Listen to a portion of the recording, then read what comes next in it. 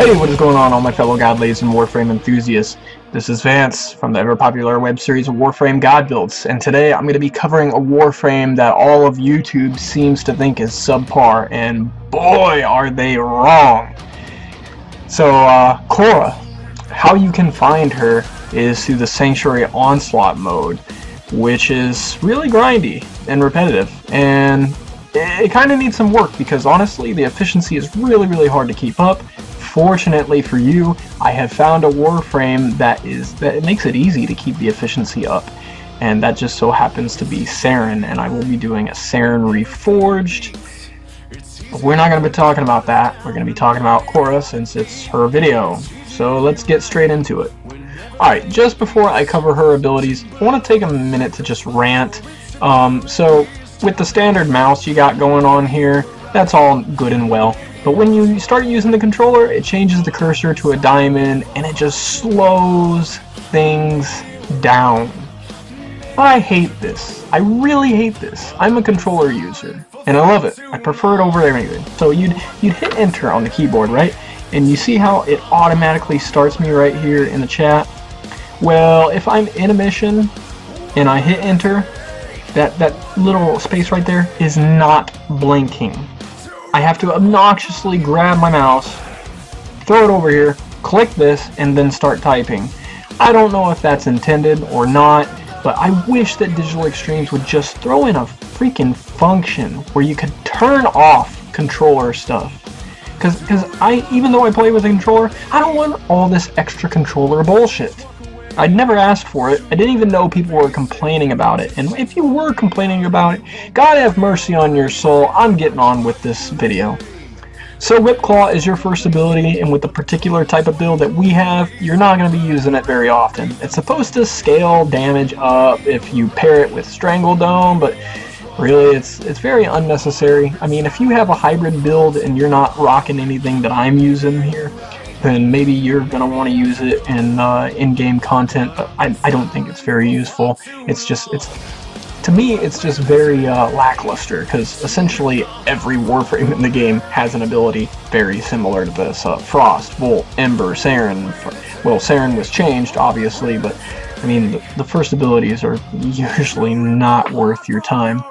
Ensnare is another one of those abilities. It's going to CC like one enemy. Maybe you'll get lucky and pull 2 or 3 more in, but it's clearly not as useful as Strangle Dome here.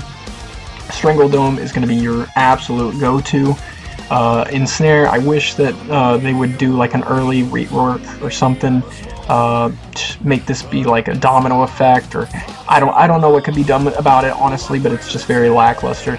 Venari is honestly your best ability in this kit, because Power Strength is going to affect Venari, which ends up making her heal almost as good as a Oberon Reforged. So if you've been following my series and you're familiar with Oberon Reforged and how he basically can't be killed because he regenerates too fast, Venari is like that with Power Strength. That's why you see a ridiculous high damage up here, and I'm going to be explaining that later on. But Strangle Dome, because of our particular build using Power Strength as much as what we do, Strangle Dome is going to be really little, and it's not going to last for that long, but it does do an absurd amount of damage while it's there. And if you couple it with the primary of our choice, it's really your get out of jail free card. If you're in a panic situation and enemies are in close range, sometimes even if they're not in close range, if you just place it in their path, they'll run into it, they'll get insta-CC'd, it'll provide you a much needed break in activity, and it's just my go-to.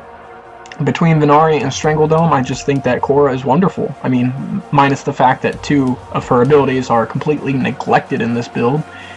I'm going to go ahead and show you why I think she's awesome, and why I think all of YouTube is wrong. If you think that Khora is subpar, you are sadly mistaken. Growing Power, Power Drift, Steel Fiber, Hunter Adrenaline, Transient Fortitude, Blind Rage, Vitality, Gladiator Resolve, Augur Secrets, and Intensify are all present for this build to have 323% strength. And what that's going to do is, like I said, it's going to incorporate a lot of healing effectiveness with Venari, and that's what you want to do. That's effectively the best way to play Khora, is to make her a health tank. And I just want to say on a side note that if you do go down, it's probably not your fault, and it's also probably not my build's fault. What ends up happening is Venari is ADH, ooh, shiny, so she or he, whatever its gender is, runs off, and I don't know, plays with a ball in a corner, but whatever it's doing, it's not healing you. And the only way I've seen to rectify that situation is make sure that little symbol is above your head that makes sure Venari knows that you need to be healed. It's a shame, because the only problem with this build is the AI. The AI is just so shitty. It's off either killing things, even though you clearly have it set to heal, or it's dead, and you need to recast. So just make sure that that symbol is above your head. It's really wonky. Sometimes it works, sometimes it doesn't. I find that when I activate it, it'll heal me once and then the symbol will disappear, and I can't click it again to put it back on. I don't know what's going on with the AI, but just know that there's nothing wrong with the build. It's something wrong with the AI, and that needs rectified, as well as the shitty controller support. Anything that you need to take note of here out of the Arcanes is this one, Arcane Grace, will make it so when you're damaged, your armor is amplified. That's really good for survivability. Need I say any more? Arcane Victory is going to ensure that when you get headshots, you heal. So if Venari's not doing the trick and your Sentinel's not doing the trick, this might help you, hopefully. There's enough heals, enough tankiness here in this build that you shouldn't have a problem. Even in like really high waves of anything, you're going to be able to do comfortable combat with level 100s like it's nobody's business. Like, Khora is still going to destroy anything 100 plus. Up to like 150 is where I start getting challenged. So just take note of the shitty AI. You might want to build similar to this. You might want to just replicate my build completely. That way you have plenty of sources of health. I mean, you might want to even go extra with like Life Strike or some healing return in your melee. I don't have it here. I don't feel like it's needed. Amprex, you might remember how it used to be a beast, then they got nerfed, then they did like over 100 weapons that got buffed. Amprex was one of them, and it's back to God tier. So Serration, Split Chamber, Vigilante Armaments, Vigilante Fervor, Vital Sense, Hunter Munitions, Point Strike, Infected Clip. You're gonna want to use Hunter Munitions, because otherwise you're just not gonna shred anything that has any decent amount of armor. Hunter Munitions is gonna slash proc and bleed them out. It's really essential for armored targets. Otherwise you're good to just exclude it from your build if you feel the need to do so. Why, I don't know. For secondaries, I really don't have a preference. That's why I'm kind of passively upgrading Lado Vandal. If I were to choose something, I'd go with like a Lex Prime. I showcased the build for that. I think it was in the Mesa God build. And for the Acrid, I would choose that as well, because it does its job. And like I previously mentioned, it was a part of the 100 plus weapons that was updated. So that build is featured in the Banshee Reforged, also if you're a follower of my series. Nothing of really interest. You're probably not going to be using the secondary too often. But here's the star of the show. Now, Mjolnir. Thor's hammer, if you don't know what Mjolnir is.